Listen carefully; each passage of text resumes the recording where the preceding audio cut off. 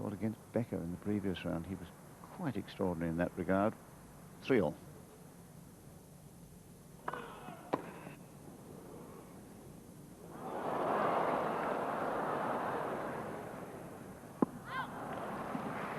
Love 15.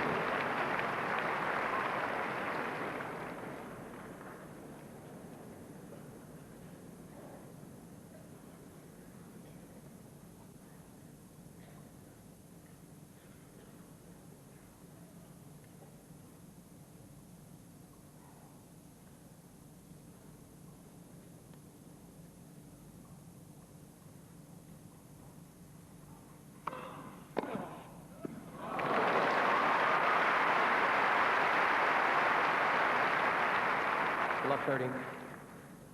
So he's making McEnroe look slow, just as he did make Becker look very slow at times.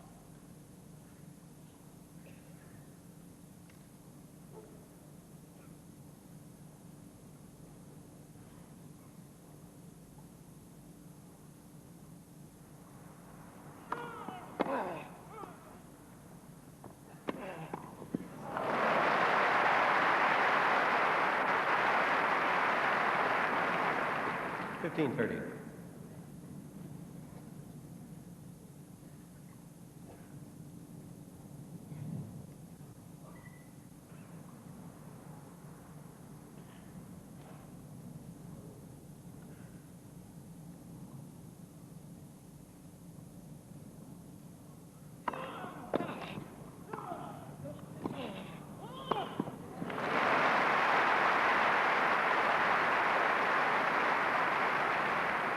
All.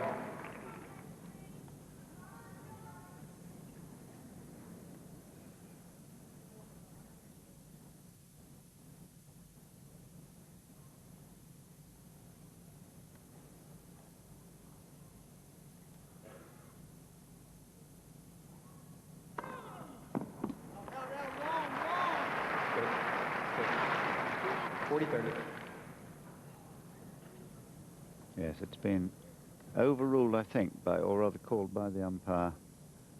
Either that or it was a very soft call, which we didn't hear, of fault. But it was certainly long. But no call. I seem to be wrong here. Yes, I am wrong. McEnroe, ball change. I thought Snyder had called it long. McEnroe leads by 4 games to 3. He didn't, so 40-30 becomes game to McEnroe, who leads 4-3.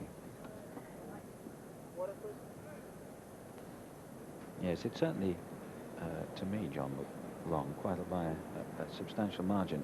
But it's interesting how Agassi manages to control himself in these circumstances. I thought when he was playing Becker and he had the first match point and his second serve, the ball looked as though it bounced on the line. From the commentary box, there was certainly a puff of chalk, or certainly white. The first match point had been working for hours for this, and then the umpire overruled, the linesman called it in, yet he took it, and it didn't affect his attitude. And of course that's the measure of the player. He's able to get himself under control so quickly, and an immense asset. And of course the way he plays, he has to be cool. He can never get flustered because the timing of his shots is so precise. Time. He hits the ball so early, he hits it so hard, the margins are so small. So presence of mind is a very important aspect of his mentality as a tennis player.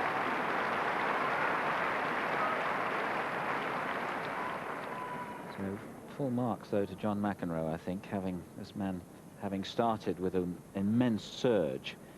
McEnroe has been able to contain him. 3-4. 15 love.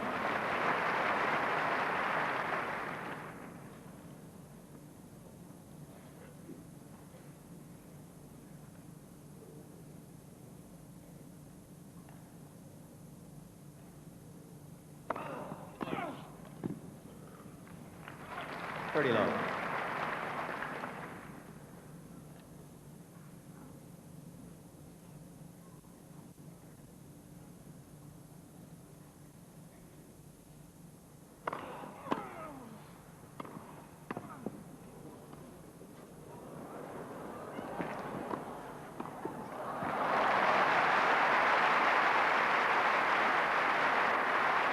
Well, a superb tactical point by 49. Agassi. McEnroe comes into the net. He gets him at full stretch. Now look at the lob he puts up, because McEnroe is covering the backhand volley, and now Agassi's in at the net with a short little angle backhand volley for a winner. Good play.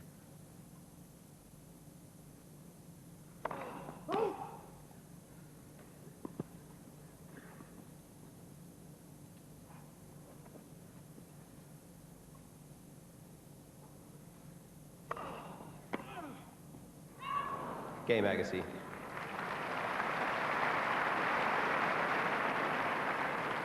Four games all, first set. So we get towards the business end of this set. Both men now timing the ball extremely well and thinking smartly, particularly Agassi in that last game.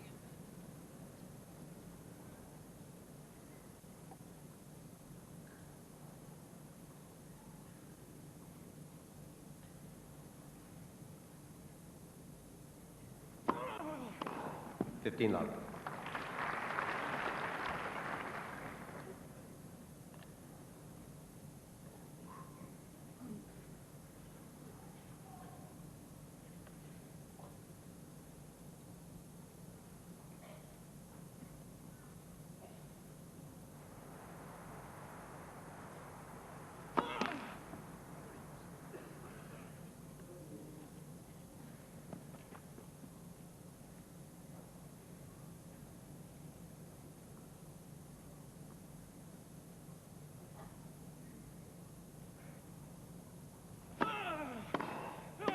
No.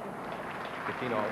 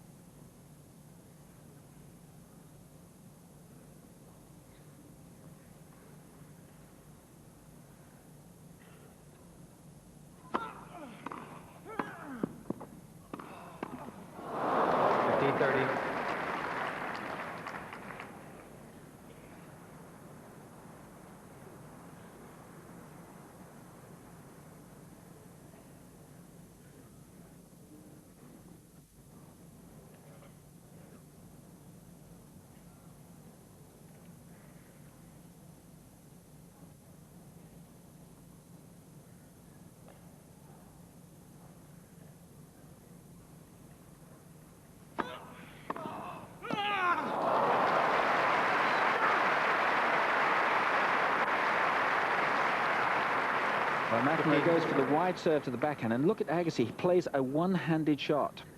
Improvisation there, and he plays it well. And that fine backhand gives him 2 break points.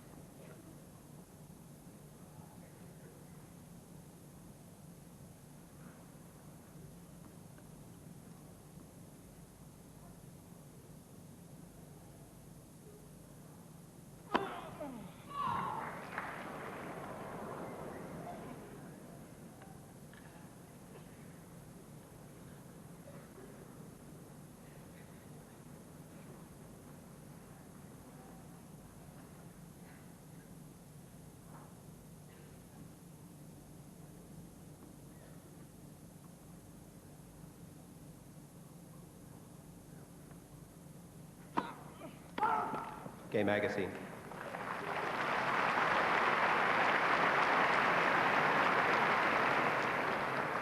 Agassi leads the first set 5 games to 4. Well, the pressure he's playing under, it's hardly surprising the double fault is coming unless the serve is absolutely perfect in length. That is likely to happen.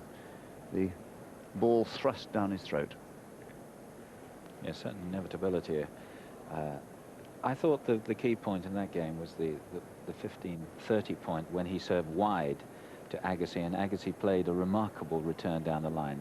Under normal circumstances, that serve would have been a decisive serve against most players, but Agassi was just able to stretch out his hand and release his left hand from the racket handle and play a one-handed return down the line. And that, we can perhaps have a quick look at this.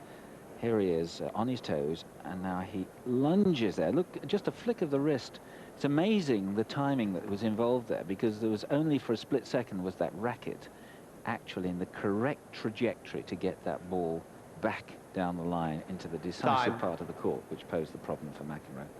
So really, I think that, on reflection, was a worrisome point for McEnroe, and it really then put the pressure on his serve, particularly the second serve, caused the double fault.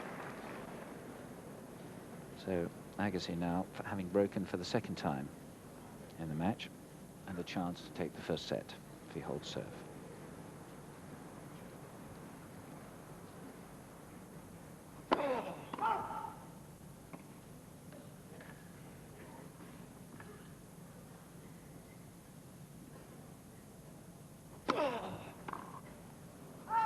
Love.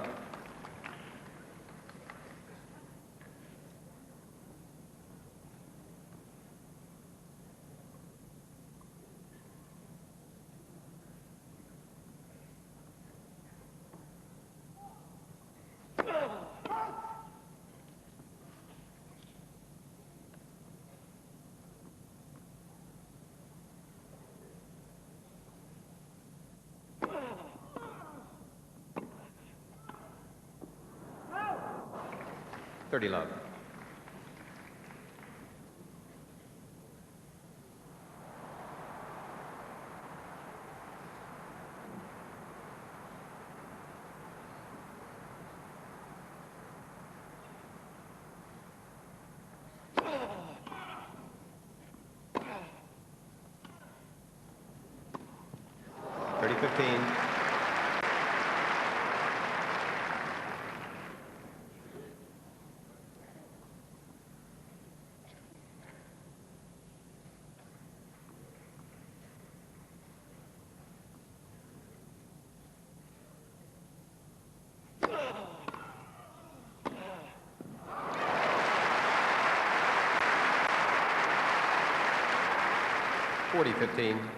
Quite extraordinary the confidence he has on those passes. With a man as good as McEnroe charging against him, cool as a cucumber. 2 set points.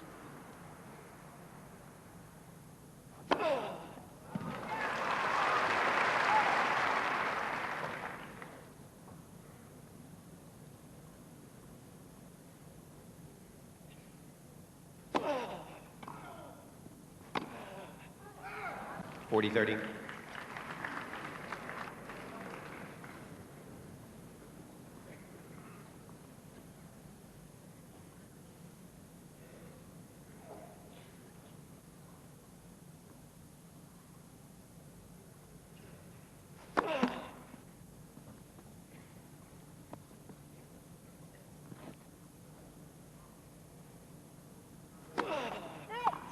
Second serve.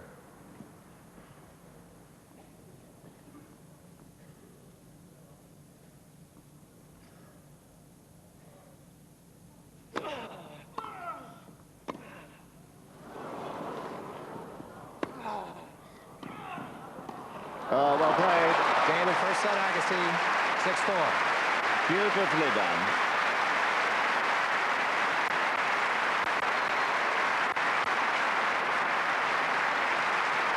So in just 37 minutes, Agassi pockets the first set.